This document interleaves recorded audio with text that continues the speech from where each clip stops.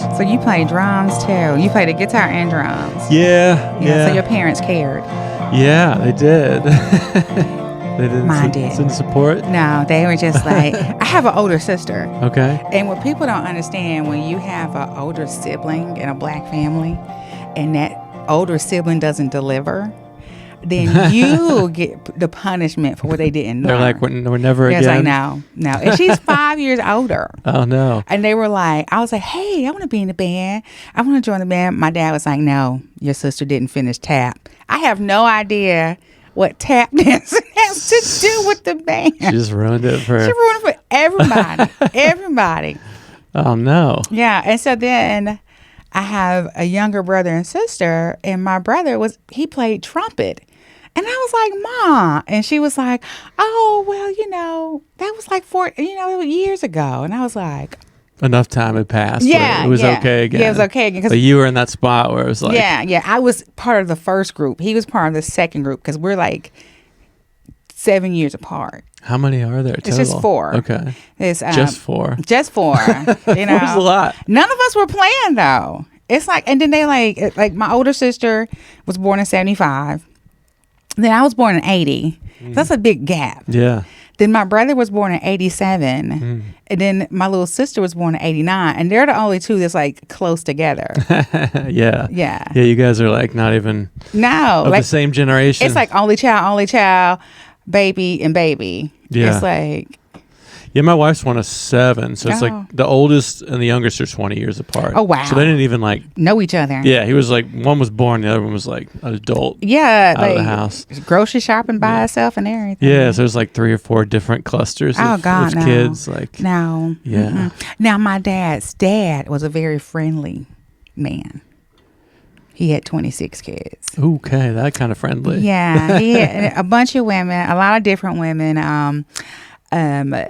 He just 26 kids. Yeah, there's a lot of him just out there. Yeah, just a lot of him. He's immortal now. I know, right? Like, I have like 100 first cousins, like, and some of them have passed on. And I have an aunt who is, if my little sister's like 35, and so she's like 30. Mm-hmm. And so I have like younger aunts and uncles. Yeah, that can happen. It's weird. Yeah. I'm like, ugh. That's crazy. My family's small. It's like just no branches. It's like there's like 6 of us still alive. I got 2 sisters. One I haven't talked to in 10 years. The other one I'll see at Thanksgiving. Yeah. I got one. My older sister, I don't talk to her. Yeah. I'm just like, We got a lot of crazy people that are just dead or, they just didn't have kids. But then my wife's family's like huge. Everybody gets along. Tons of kids. Everybody popping all them these out. cousins. But my family's kind of just it happens weird. like that. Yeah. I tell people all the time, there's family and then there are relatives. Like my oldest sister is a relative. Yeah. My little brother and sister are my family. Yeah. Yeah. Yeah. So family's closer. Family's like we spend time together. Yeah, those are your people. Yeah. And the family doesn't have to be genetically connected to you. Yeah, it makes me sad I'm not close because I only have a few of them. So I feel like we should all be close, but I don't know. No. It makes me more sad when I've tried to be close. No, my thing is this right here: create your own family. Yeah. I have brothers and sisters that are not my brother and sister, biologically, but my daughter calls them aunt and uncle, and they know more about my child than people who are related to me. Yeah. Well, that's good. Yeah. You seem like somebody that probably is pretty social. Yeah. Has a lot of people around you. God, yeah. You don't seem like a lonely, isolated. My husband's like, if we can't go anywhere, I'm just like, people usually don't know that we're not friends yet. That's how I'm like, hey, I speak to everybody. Because my thing is, it's like, whatever is bothering you, if it's not killing you right now immediately, just say hello and smile and keep on going. Yeah. Either, deal with it however you can, but don't let it take away like from the smiles or happiness you can get from a day. Yeah. How'd you learn that? Well, excuse me. Is that like you grew up with that? Well, I had a really bad childhood. Really, really bad. I was sick my whole life. I had seizures as a child. I was in the hospital a lot. And then there was like some domestic violence between my mom and my dad and, abuse. I'm sorry. That's all right. I drank some water. And it's not the first time it's happened on the pod. After you get 45, you drink water and it's just like drinking a soda. Oh, I'm 46. Like, I just peed. Like, I know, right? I gotta go again. So it's like, and so like for me, like, and people were like, why are you so happy? You went through so much. And my thing was this. My mom left my dad on my 15th birthday. Gave me a black trash bag. Damn. On your birthday? On my birthday. St. Patrick's Day, Friday, 1995. Gave me a black trash bag and was like, pack what you want. We're leaving. Mm-hmm. And I was like, oh, we ain't going to be gone long. Because she's left before. And so I didn't pack all the stuff I really wanted. And so I lost a lot of friends. I came here, lived in a shelter.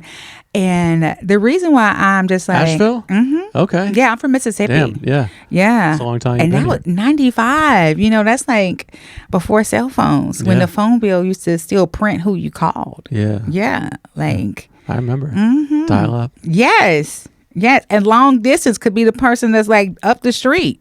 And so my parents, they split, and it was a good thing that they split, but it was hurtful to me because I lost my friends. It wasn't about my dad had his issues, but I lost my friends. And I lost my mom when I was 21. And I fought my dad for full custody of my brother and sister. I was a junior in college. I won. And that made a lot of people mad. You took custody of your younger brother and sister when you were like 21 in college? 21. My mom died 5 days after my 21st birthday. Damn. I know. Damn. I'm trying to get my birthday changed. A lot of birthday drama. I'm trying to get it changed. Every birthday, you're like, what's it going to be? I know, right? I'm like, it's like Friday the 13th to some people. St. Patrick's Day, too. I mean, that is kind of a day of chaos and drunkenness. I know. And the thing is, I was, and so, but for me, my whole life wasn't that. There were moments in my life where, I had great times with my cousins and siblings and my mom. And there was actually great times I had with my dad. And I tell people all the time that my dad did 100% of what he was supposed to do. And that was show me the type of man that I did not want to be with. And he did that. Yeah. He was everything that I did not want in a partner. And so I picked someone that was 100% opposite of him. That's great. That's still a lesson. Yeah, it is. And I think so often we put this weight on people who we put in authority. But, you think about it. My mom was 19 when they got married. And my dad was, 24? Yeah. And so they were kids getting married. And they didn't have half the resources that we have. Yeah. And you trying to raise kids in post civil rights movement in Vietnam and, and just in Mississippi. And so they had their own layers plus their own relationship issues. And we think about it, who teaches us how to have relationships? You go to school, you learn your ABCs, you learn English, math, science, and all these things. And you even learn algebra. But there's not one class you take that teach you how to have an effective relationship. Yeah, I guess that's why some people take their families to church and stuff like that to try to get, which I don't do that, but I do. Church is a whole different story. That's its own. Oh my God. Because I had to go every Sunday for 18 years, but I don't go. I like sleeping in. Are you like Southern Baptist or something? No. It was a cool church. It was a Methodist. Our church was like, you could be gay, you could be Buddhist. Actually, looking back, it was a very cool church. It's a cool church. It's Methodist. It was like, in the 90s, they were like, we had a gay person come and speak at our church about how they were a gay Christian. And then some folks from the Baptist church came and they were like, you're going to hell. Mm-hmm. They were all mad. And my thing is, but haven't I already been there? And they always say, you're going to hell, but I've been there. Yeah, it's right. Just you watch the last 10 years, I am pretty sure that the hell looks up and goes, ew, we need to up our game. It's like we're going through so much crazy stuff. Yeah. So you had a very progressive religious experience. Yeah, there's still a lot of drama though, and I just don't like to. I like to sleep in on Sundays. Yeah. But sometimes I do worry I'm not giving my kids enough. Like we would go help the homeless and do things like that, and sometimes worry I'm not doing enough. Do you worry you're not doing enough with your kids? No. And I'm gonna tell you why. Because my thing is, how many kids do you have? I have biologically one. Okay. I only gave birth to one person, but I married a guy who had 3 children, so I have 4. I have 2 boys, 2 girls. What's the ages? 28, 27, 26, and Sully is 10. I know my husband was out there. He was in his younger days, and he's 51. Okay. So he was. Sully's the one you gave birth to. Yes, okay, yeah. yes, and she's at home, and she is a ham. And my husband and I, we've been married for 17 years though. Congrats. And so it took us forever before we had a kid because I kept putting it off. I was like, I gotta get a doorknob for the front door. You know what? That sink is leaking. Yeah, we'll do it next year. It's like I had all these excuses. Yeah. And then I was like, oh crap, I'm 34. We need to get this going. Yeah, you're never ready. No. Because I see people now that waited too long to get ready, and now they're trying, but it's like, oh god, they can't have one, which we didn't have to try. It was like, our first one was a surprise. Yeah. But then it was great, and we did plan on the second one. And then after the second one, I was like, I'm getting snipped immediately. We're in like way over. Take me to PetSmart, and I'm gonna go ahead and put it on the table. Yeah. No, for me, it was like, okay, and I've been on birth control ever since like my teenage years, and I was like, okay, I'm gonna get off birth control. We got off birth control September 1st, and you're probably like, how do you know these dates? Because they are etched in my head. And the doctor was like, it may take you a very long time to get pregnant with your age and the years that you've been on birth control. They make you feel old at 34, and defected, and defected and everything. I was like, all right, and she was like, I looked at my husband and I said, well, if we get pregnant, good. If we don't, good. I said, it is what it is. And I think he high-fived me in the hallway on Thanksgiving, and I was pregnant. Because by the time we took our family pictures in December, and we drank the wine on the champagne on New Year's Eve, I was like, oh my God, I'm pregnant. And he was like, no, you're not. I was like, this wine. I said, this champagne tastes horrible. And he was like, what do you mean? I said, Demar, I love champagne. I said, the cheaper the better, the more expensive the great. I was like, but this, I said, I'm pregnant. I took a pregnancy test. That thing was glowing. It was like, I was almost 2 months pregnant. So you planned for it. That's crazy. Yes, 3 years. You. That's insane. Yeah. And that was 10 years ago. Yes. Yeah. And now she's like 5'1", legs to her neck, and pretty awesome. Do you still, because I guess you kind of started early by taking custody of your younger siblings. Was that just like a few years? Do you still kind of like a mom to your... Oh God, yeah. You still kind of... Yeah. I had them from 01. My little sister graduated in 08. And so that was their high school years. And then they still lived with me off and on through college. My brother stayed with us during COVID because he didn't want to be by himself. He was living by himself. So he stayed with us for 2 years from 2020 until the end of 2021. And because he wanted, he didn't want to have to shelter in by himself. Yeah. So he sheltered with his people. And so, but yeah, they all know I have a big house, and I bought it when my little sister was in high school, so that they always had somewhere to go back to. And so, yeah. So you bought a house here like early? In 07. Oh, yeah, that's good. Yeah. It's crazy now. Oh, God, yeah. You buy a house now, you're just like, I don't know if I'm going to have a firstborn to give you. Yeah, we got a house instead, yeah. Oh, that's cool. So what were you in school for when... My mom passed. I was in school for social work. Okay. That's what you do still, right? No, now I'm in community engagement. Okay. Yeah. Yeah. I love connecting people. Yeah, it feels close still. Yeah, it is very close because I love connecting people.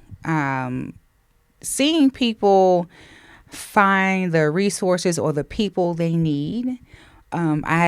Just an example, I met a lady who played tennis, and I knew a guy, a black guy who played tennis, and he was looking for people to play tennis with, and she was looking for some folks to play tennis with. I linked them up. They play tennis. They would have never met each other because they just weren't in the same places. And so I do stuff like that because I have over 500 numbers in my phone. I collect people's numbers. Yeah. And I try to remember something about everybody in there. And I text people all the time and say, hey, this is what's going on in the city. I know you like this type of stuff. and I send flyers out of anything that's going on. So people can't say, I don't know what's going on. They can say, I chose not to show up. Yeah. Well, that's great. You bring people together. Yeah, and I love doing that. Yeah, I could sense that when I met you. You know, I think I might have met you at an open mic years ago, but then at the Becca's show at the hotel. That was fun. Yeah, that was a fun show. It's hilarious. Yeah. So do you, as far as creativity and writing, is that something that you...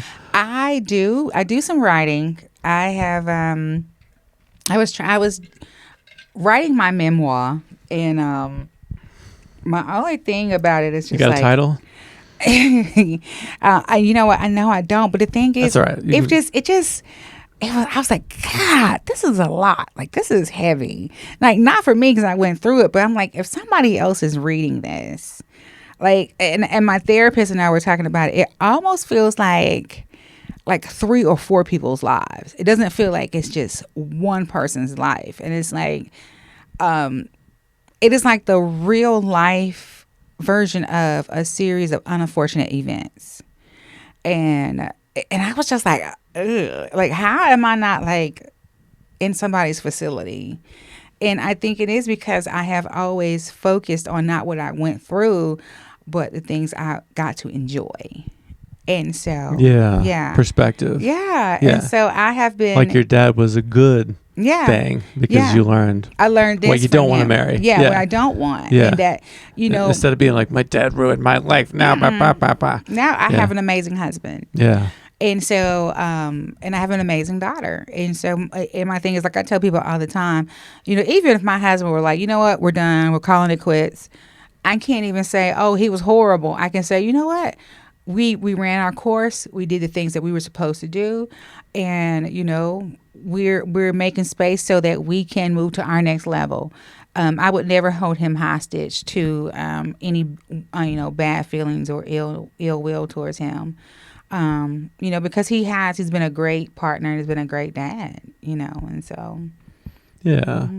Hell yeah. That's amazing. Yeah. Yeah. I've noticed I've talked to a lot of people on here. I mean, this is kind of just a cool excuse to talk to people that you might not otherwise talk to. I've noticed having struggle and adversity can sometimes do that. I mean, not always. I think some people probably end up just making bad choices when they go through, like you said, grow up in a home that's well, tough. The thing is, you got to make a decision. I don't want that. Yeah.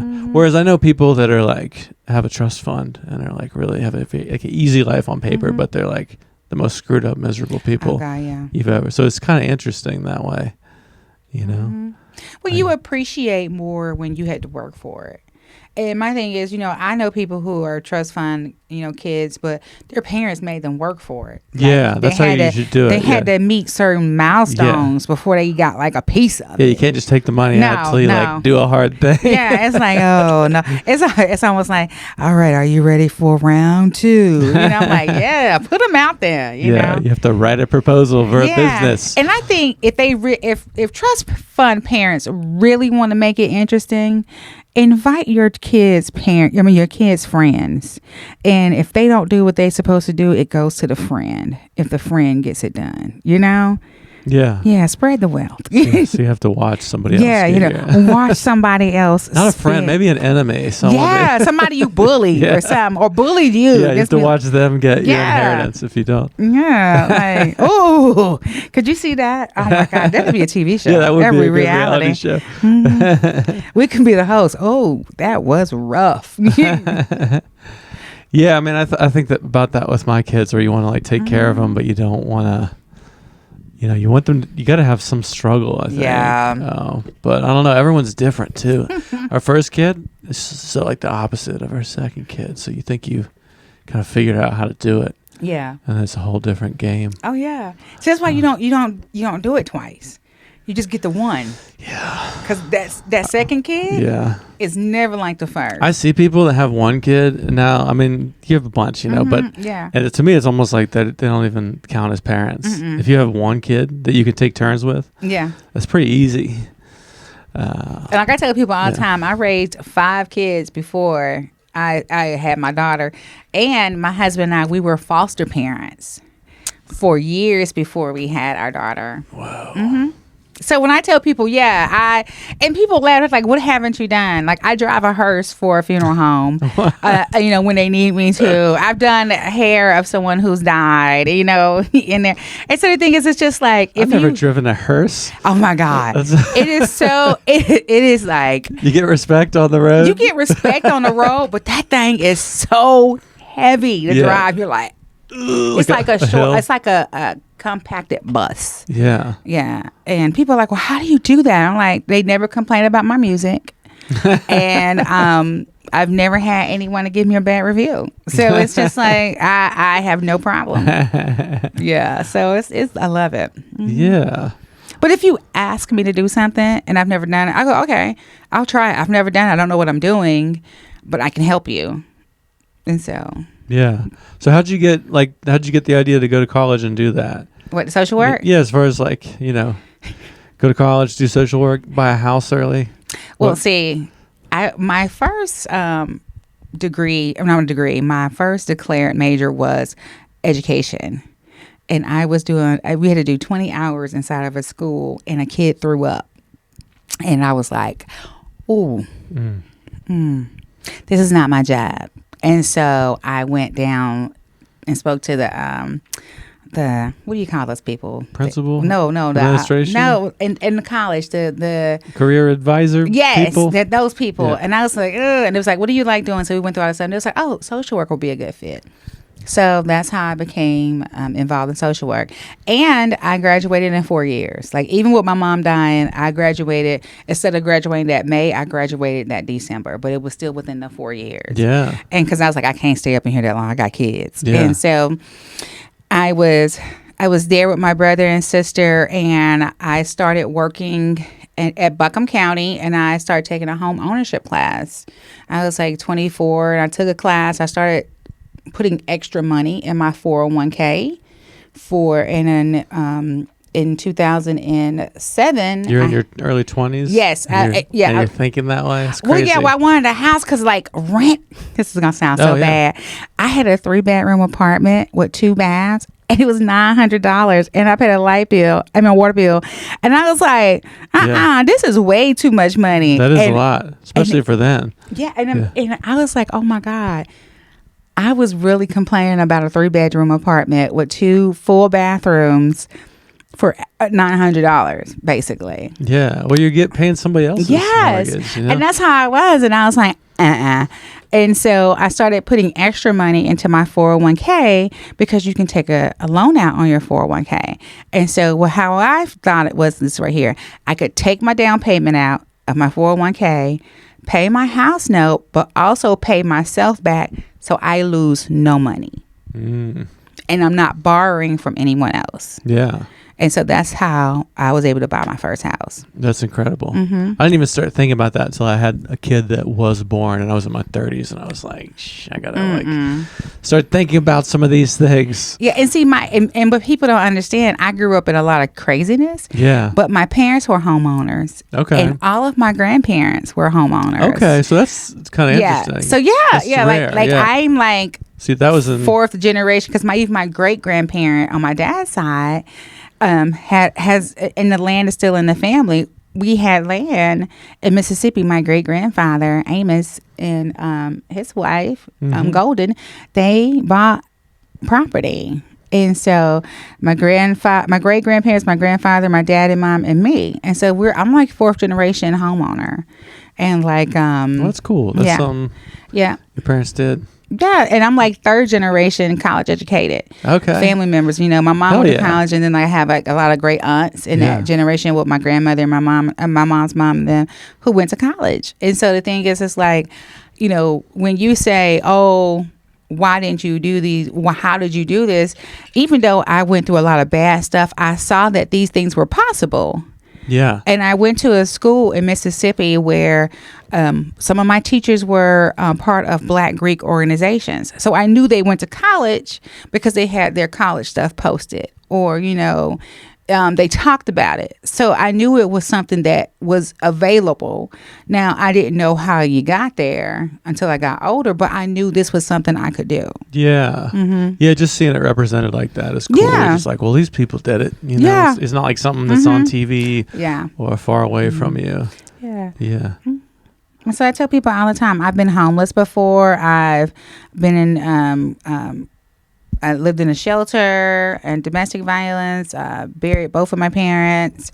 And, you know, but the thing is, that was only one day. Those incidents happened either a day or a couple of days in my life. It's not every day that my mom is dying. It's not every day my dad is dying. It's not every day I'm experiencing domestic violence. There are 365 days in a year. Yeah. And I can't even put those things on every day. There were days where I am just having the best time ever. And those are the times I focus on. I acknowledge and I give grace to those days. But I also, I give joy to those days that make me happy.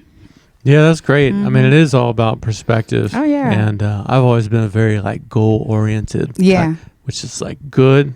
I've accomplished a lot, but I tend... What do you do? I'm focused on things I haven't got yet. I'm a web developer, so really? I write code, do web apps. Oh my God. Yeah, so that... You know, I haven't written a code since MySpace.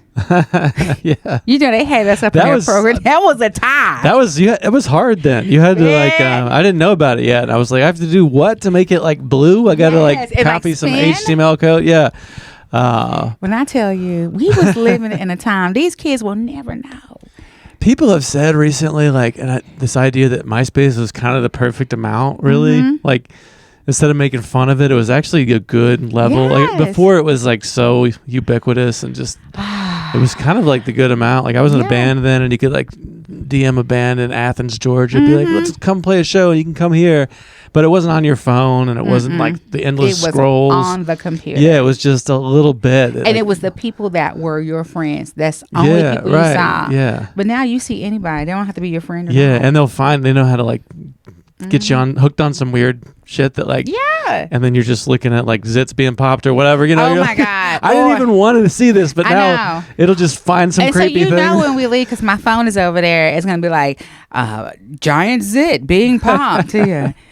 Hold your lunch. You know, it's like that's not what mine is, but like I'm not gonna say who, but somebody I hung out with, like I saw their phone, I was like, oh, I know. But I've got my own where it's like it'll like keep pitching you things, gross things until it gets you. Now, I don't know if you've ever looked at my page, but it's like Amazon and like Temu and somebody else, they have no idea who I am, because they'll be like, how about a all leather suit? I'm like, when have you ever seen me buy leather, Temu? That's good. They don't know. They don't know. You don't like by the fifth time, you're not like, actually, maybe I. No. That's what happens to me is I'm like, no leather suit. But then by the sixth time, I'm like. Maybe, you know, maybe just some gloves. You know, maybe I just some gloves. Just a little bit. I know, right? A hat. Just a little on the fingers. But yeah, I mean, that's why I like.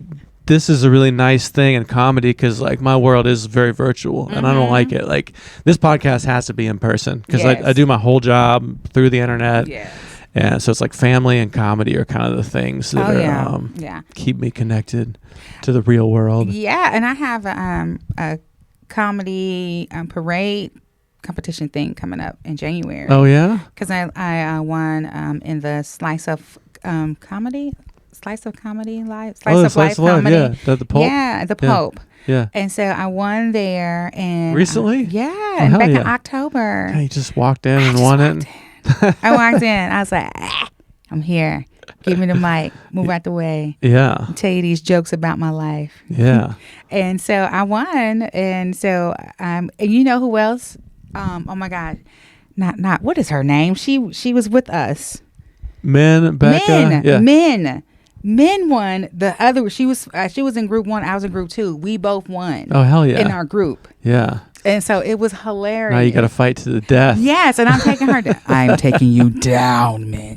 Yeah. If I had to bet on someone, I'm not going to bet on someone. Yeah, don't do it. Don't do it. Don't break up the friendship. No, that's great. I mean, it's fun. We're always like, that's the nice thing about comedy is there's a good competition. It's like there'll be that new person who's just crushing, and you're like, I could bomb after them. Yeah. And you might, and it's great. And I bombed like just last week. Like I had, it was like the audience was like really just rough and like, ugh.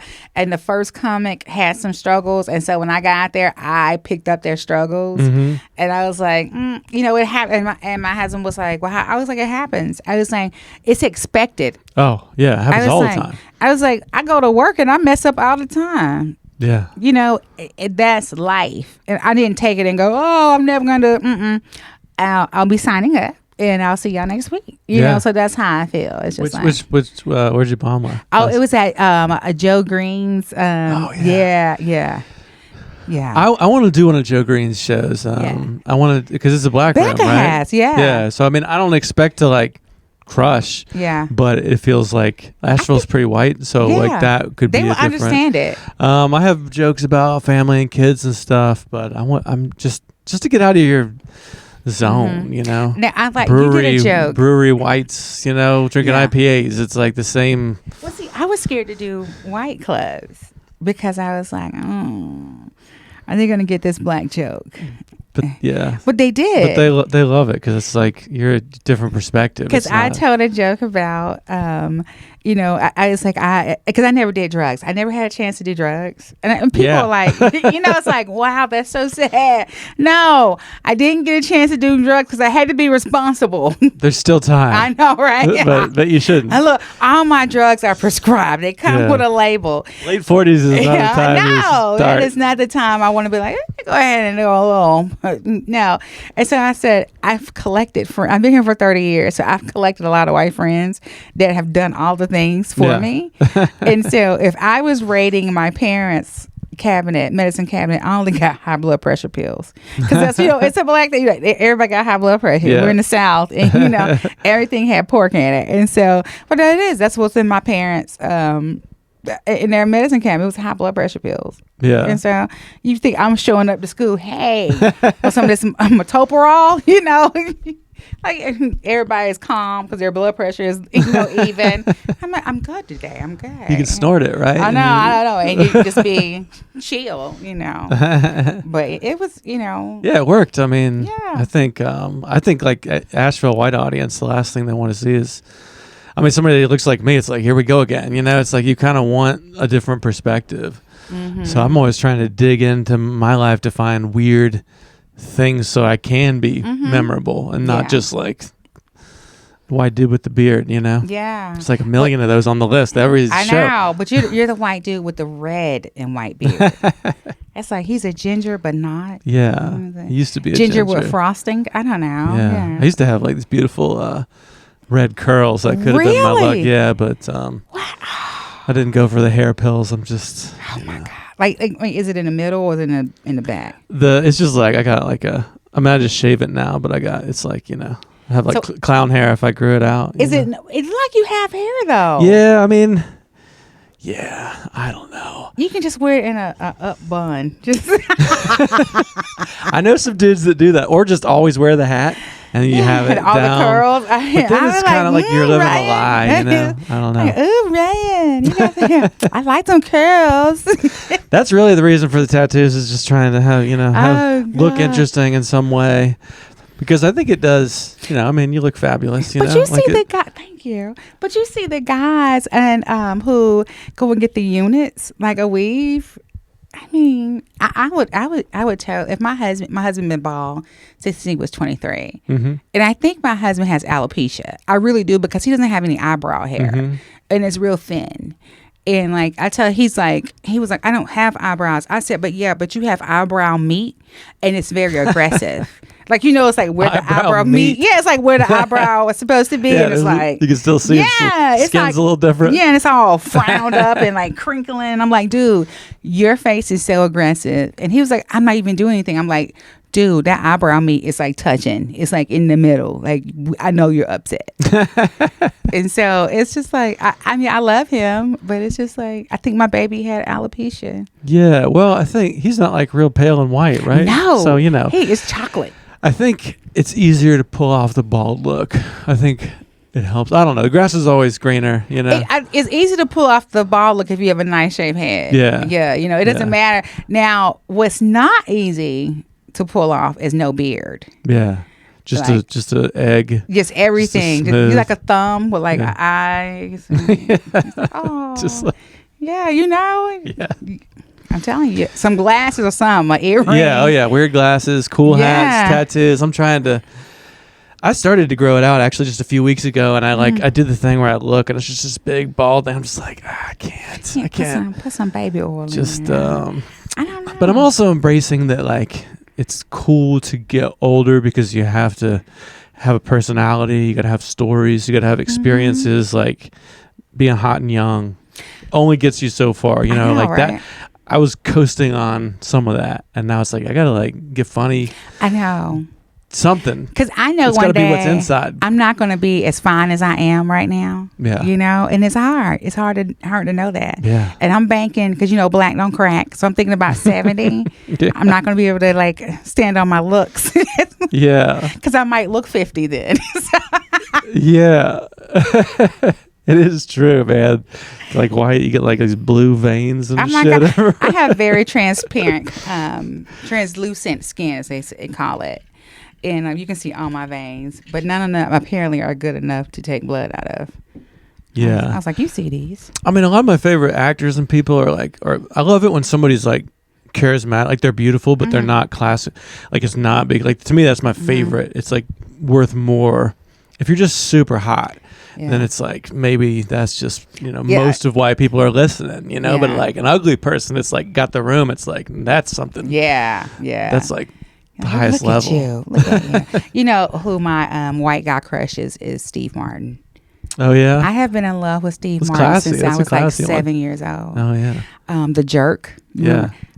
My mom let me watch The Jerk and Roxanne, and so we had like a Steve Martin weekend, and I watched that and Roxanne, and it was another one, and I was in love, and I was like, he's so beautiful. Have you met him? Because he's nearby. No. You guys have been close. Oh my God. Same region. And do you know that I am actually really good Facebook friends with his old manager, and we laugh and talk all the time. So you're like one step away. Yeah. 1 degree away. And it's so funny because we got matched up because I had a picture of the Jerk family portrait as like my profile pic. Yeah. And everybody thought that was so funny because I had it on my Zoom background at one time. That's like, what is that? That's my family photo. That's my great grandfather. Right? And then people realized what it was. And I was like, yeah, he was the first white person born in our family. Yeah, he's crazy. I love him. Yeah, his comedy, and not big on the banjo, but I love his. No, I love that he plays music. I mean, I'm not. Yeah. He's a song about Asheville too. Yeah. Mm-hmm. Yeah. Yeah, I read his book when I was starting out, and he was like insanely meticulous about, like he would just after every show he'd like write, you know, what worked and didn't work, and he did magic and comedy. Like he worked his ass off for so long before he became the wild and crazy guy. Oh my God. I know. And Robin Williams was one of my favorites. Oh yeah. And it's still hard for me to watch movies with him in it.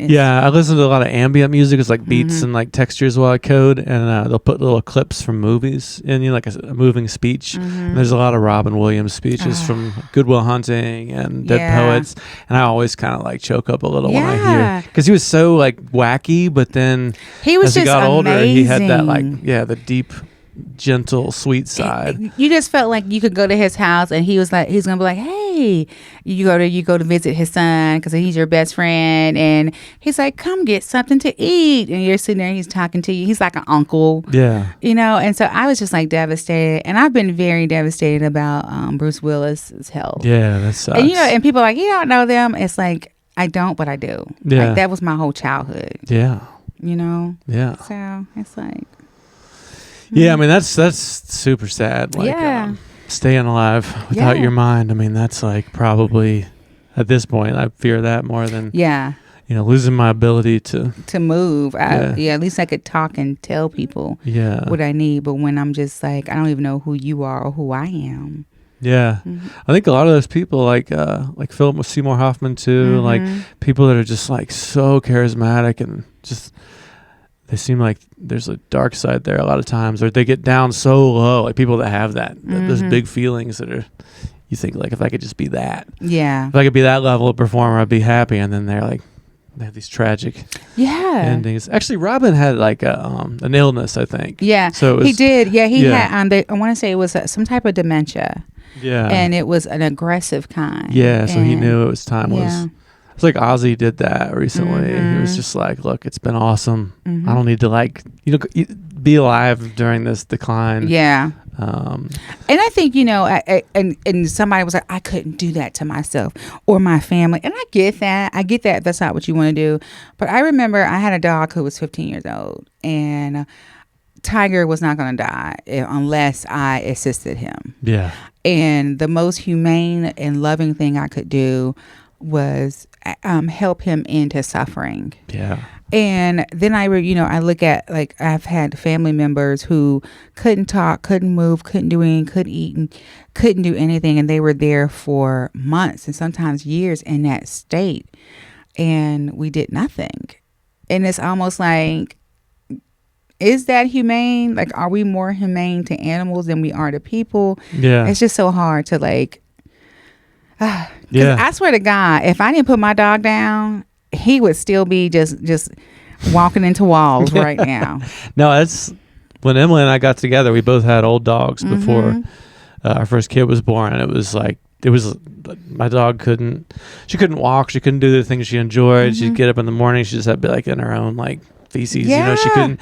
And I was like, to the vet, I was like, I'm just gonna wake up one morning and she's gonna be like have passed. And she's like, no, that never happens. You have to decide. Yeah. And make an appointment. So I made the appointment. And then like I chickened out. I was like, I can't do it. And then like more months went by, and it's what we had to do. And I still can't look at like a puppy dog and think like this is gonna end well. You know, right? I was like, let's get a cat because I'm scarred. But I mean, I remember like just holding her and her like leaving the world. I mean, just like sobbing like I was like too uncontrollable. I mean, it was kind of nice in that way where it was like it was like a big release. Yeah. I mean, we just had so many good. And it was the first time I had heard him snore in forever. Because, they give you the medicine to like go to sleep. Yeah. And he was snoring so loud. And I said, just give me a minute. And I said, I haven't heard him snore in forever. And it's because he was in so much pain. He just wasn't sleeping solid. Yeah, I couldn't get the good. And breathing. And I said, just let him and he was in there, and I just let him. And they let me just lay there with him while he just slept for a little while. And then I gave him a kiss, and I said, okay. And when he like that, he was gone so quick when they gave him, and they was like, it was time. Oh, I was like balled up on the floor holding my dog, just screaming, because I was just like, it was my first dog as an adult. Yeah, same. Sadie was like 14. Yeah. And I got married when I was like in my early 20s, when I was like not ready. So that dog was kind of like so it was my husband said men usually fake being ready when they get married.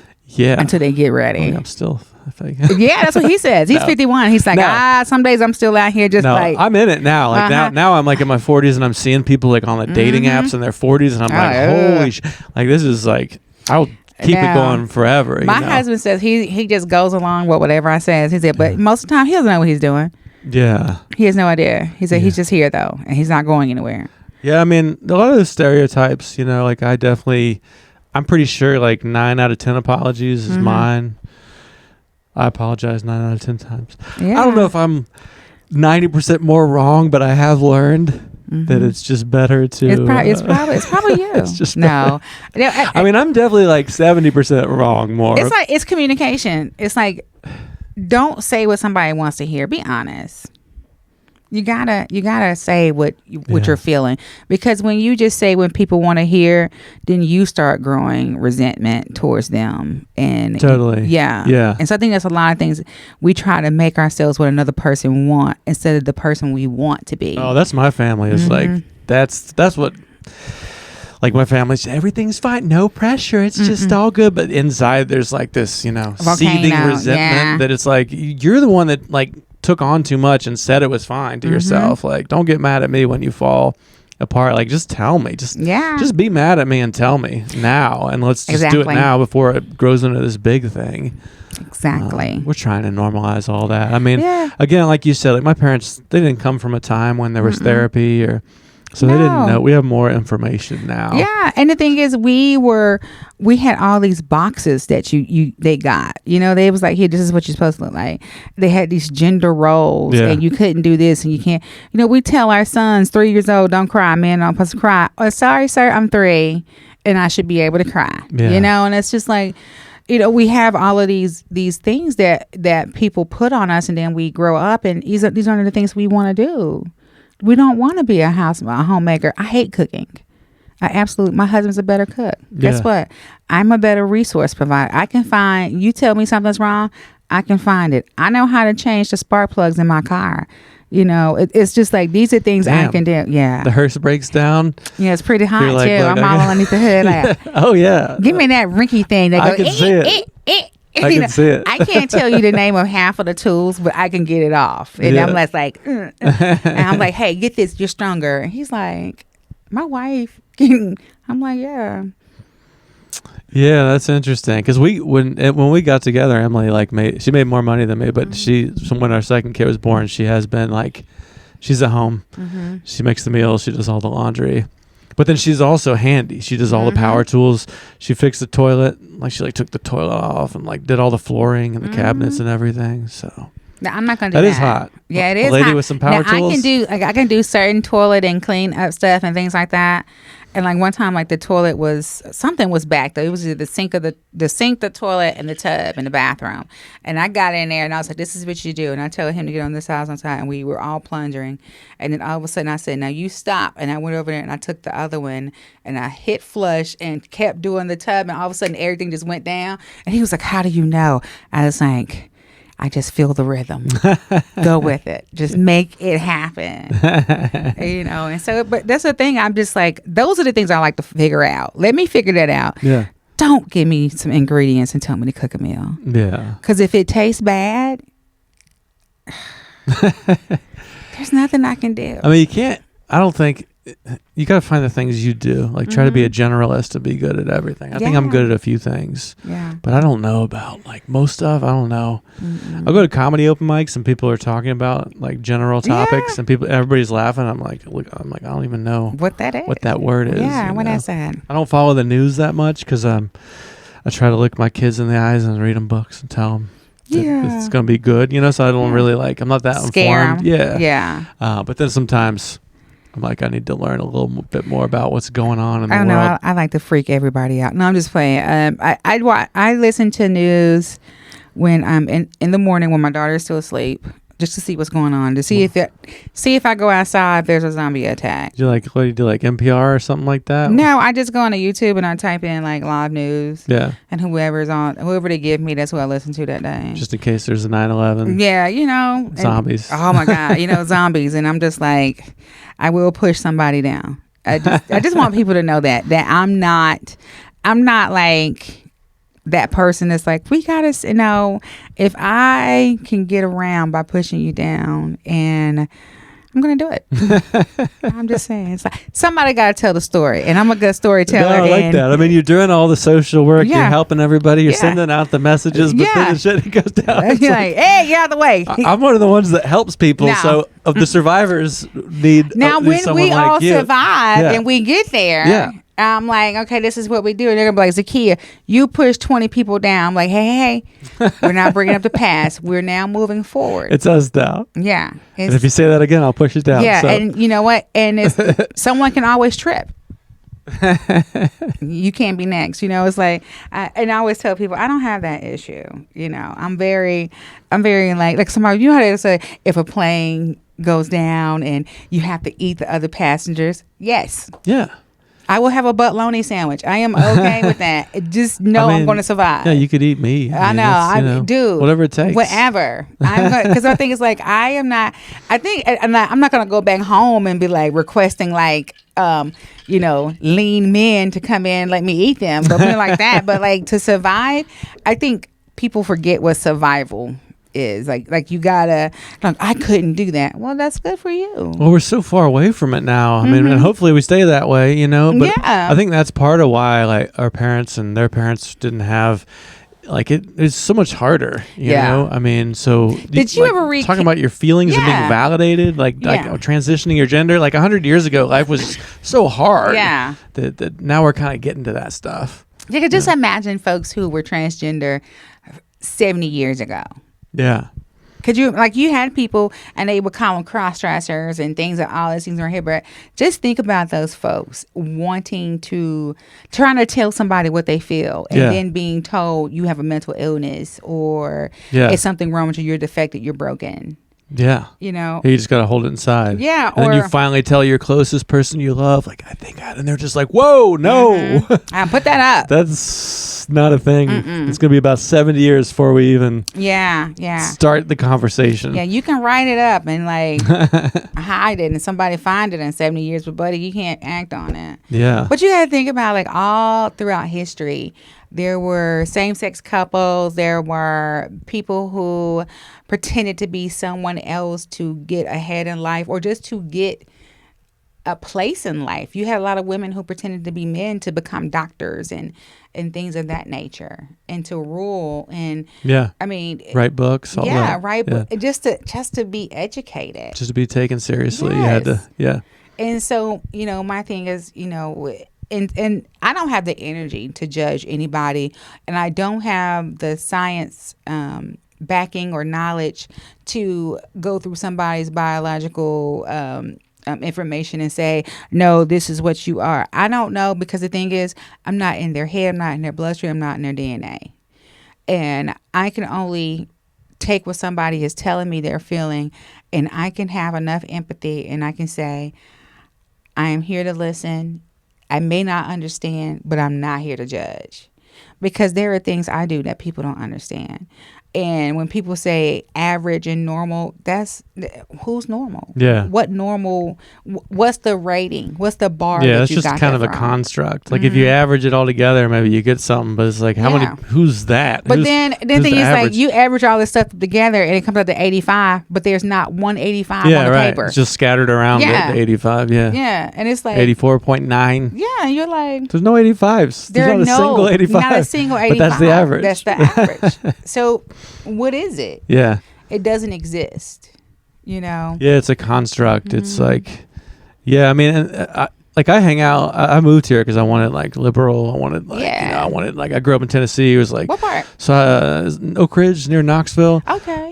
So not that far from here, but I mean, so I love, like, the liberal. I love, like, just let's do it. Let's change the culture, progressive all the way. But I also am old enough to where I respect tradition, you know? So that's the thing that's like, I can almost be an outlier when I'm doing comedy at the Odd or something in that way, where, like, I do feel that there are people that have kind of more old-timey views. Like, you can't expect every 80-year-old person to accept that, like, trans is cool, you know? Like, it's like, they're just 80. They grew up with the shit that worked for them. Yeah. Like, I don't know that makes them a hateful person because they're not on board. Like, that generation's gonna die, you know what I mean?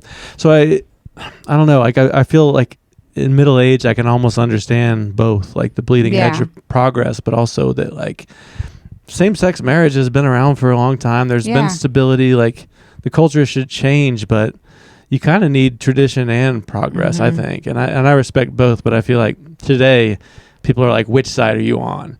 You're either progressive or you're traditional. And my thing is, I am for the people. I am for the person.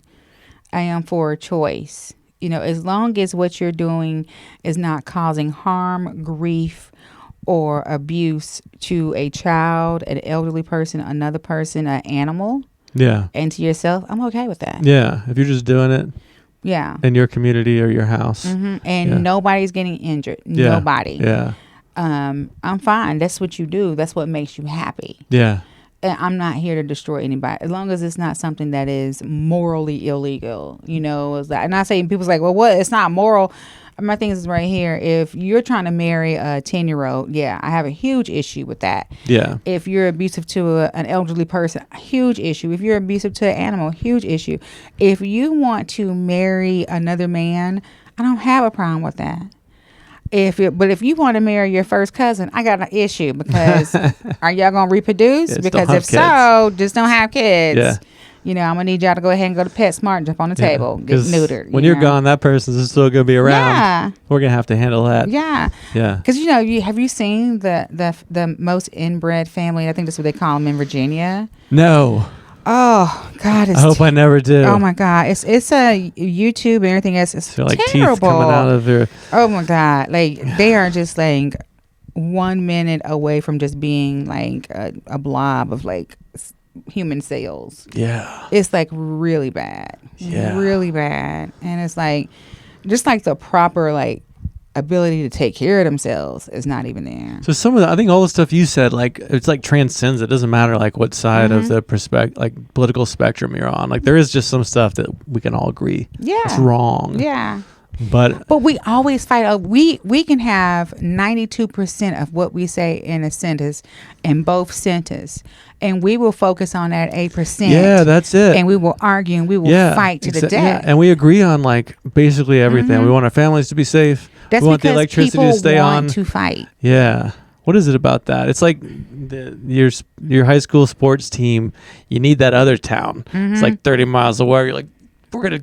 It's like we kind of need. For you. It's like people like almost need to be in a tribe, and then they need some other tribe. It's like we got to beat that tribe, which I don't really relate to, but I just noticed that seems to be what we do. People just have to have something that causes them chaos. It's that chaos spirit that just comes from generation of being disruptive. I cannot function without having some type of trauma or drama in my life.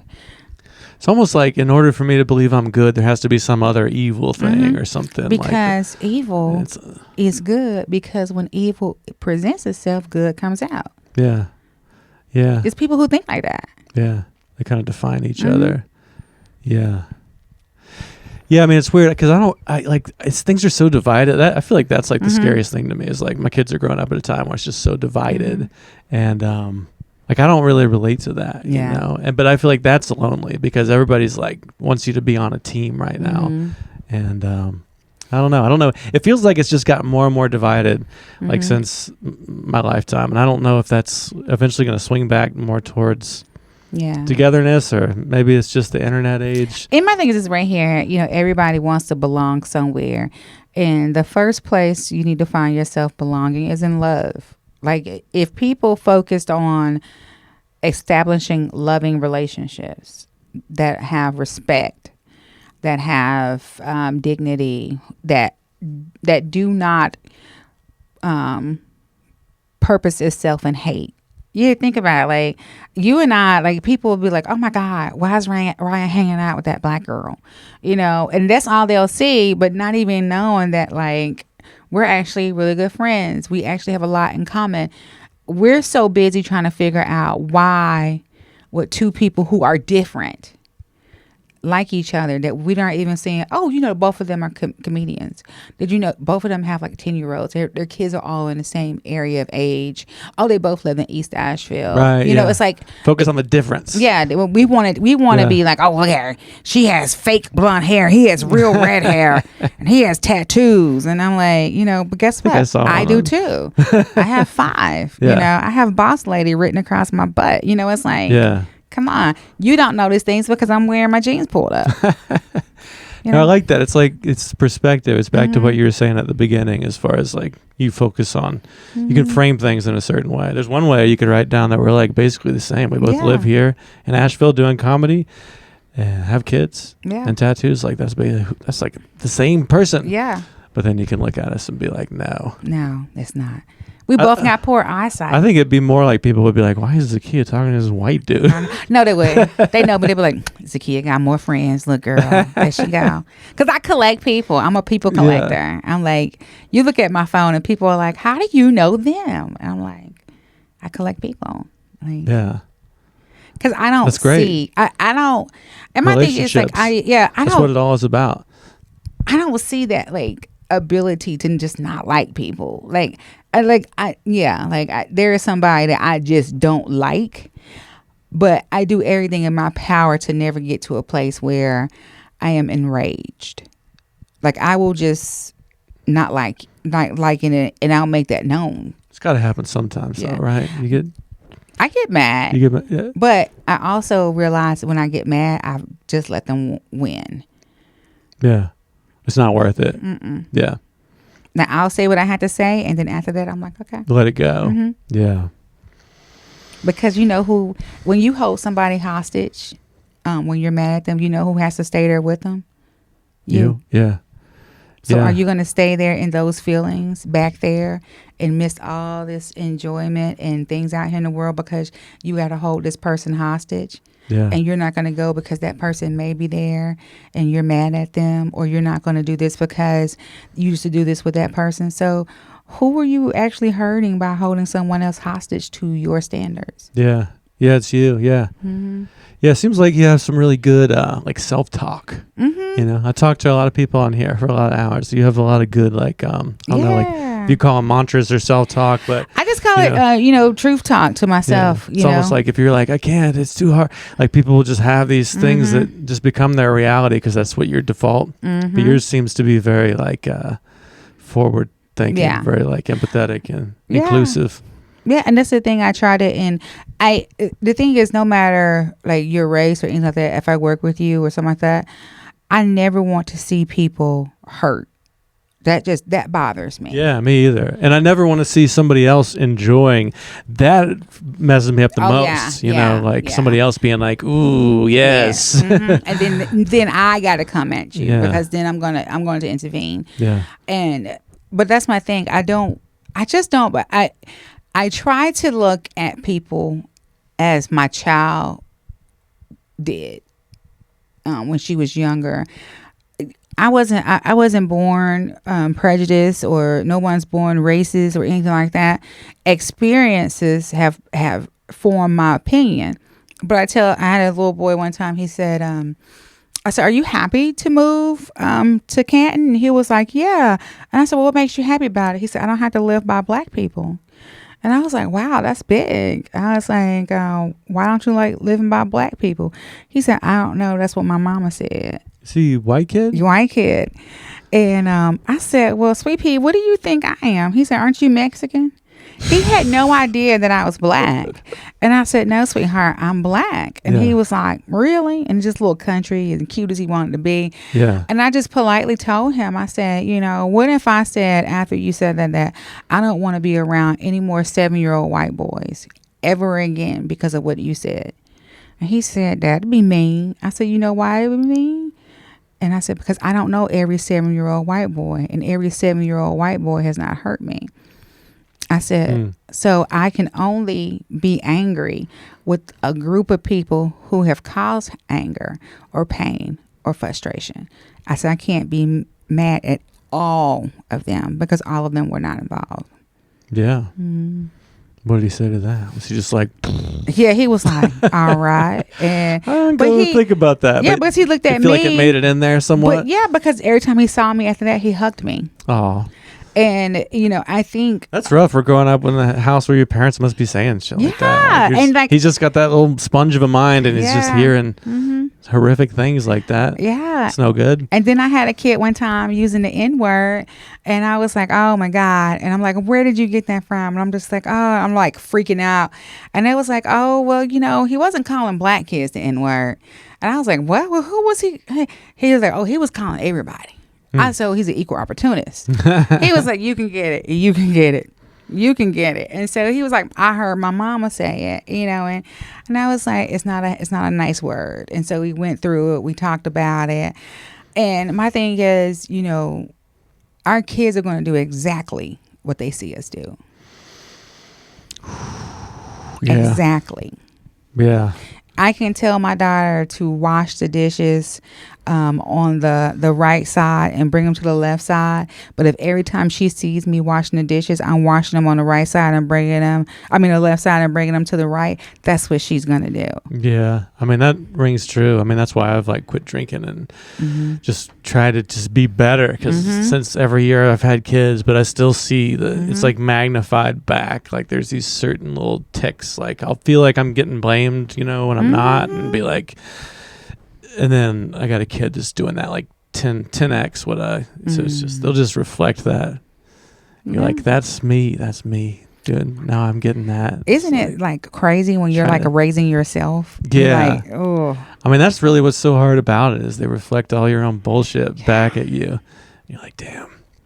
Like when I tell my daughter to clean her room and she's like, your room is not clean. And I'm looking at her. I was like, but I might not die if I walk across my floor. Okay. Yeah. I was like, it's a path. There's a path. In your room, I can step on a Lego and die. Yeah. You know, but she's like, oh, mommy, my room. I'm like, girl. I sometimes I'm very scared to go in her room because I'm really sure she's creating a science project in there. Our kid's just out of control. One of them, she's just like, I mean, it's like dirty dish. She's like an alarming amount of like, it's like, don't you want your space to be nice? Mm-hmm. Like we'll go in there and make it nice, but it's like she gets so into her projects. Yes. And then the house is quiet because she's like in the zone and it's peaceful. But then it's like, you know, I think what's funny is that they'll tell you, I don't know how it got dirty. Yeah. Yeah. I mean, I get that. It's like you're just in the flow state, having a great day, but you do got to learn to pace yourself. Yeah. And put it back. Clean up after, you know. But I think you can do more damage by like shaming them for that. That's like that thought that's like, you're never going to be a productive adult, you know, then it's like, just let them be a kid. And I don't know. It's so hard. It's interesting because most of the comedian friends I have don't have kids, you know, so it's like they're the kid. What are they doing? And they're like, I have problems, and it's like this. I don't know. It's interesting. Why don't they have kids? What are they waiting for? Yeah, I don't know. Well, I like my grandmother. What's wrong with you? Yeah. Well, we're at time. Should we wrap up on that note? Seems like a good place. Yeah, I had so much fun. Yeah, me too. Thanks for coming on. Yeah, thanks for having me. I know you'd be a great guest. Oh my God, I loved it. I love sharing what people that you have stuff in common with. Yeah, it's really cool. Yeah, I mean, look at us. We're like cruising this parent and adult thing, and we're killing it. Yeah, like we should be proud of ourselves. Yeah. I'm gonna try to do some of that Zakiya self-talk. Yeah, I'll try to. No, just think about it. Incorporate some of that. I'm going to. I'm not going to try to. Yeah. I'm just going to do it. Like, we have to schedule trauma for our children. Our parents just gave it to us. Yeah. You know? It's like... Yeah. All right. But thank you so much. Thank you so much for coming on. It was great.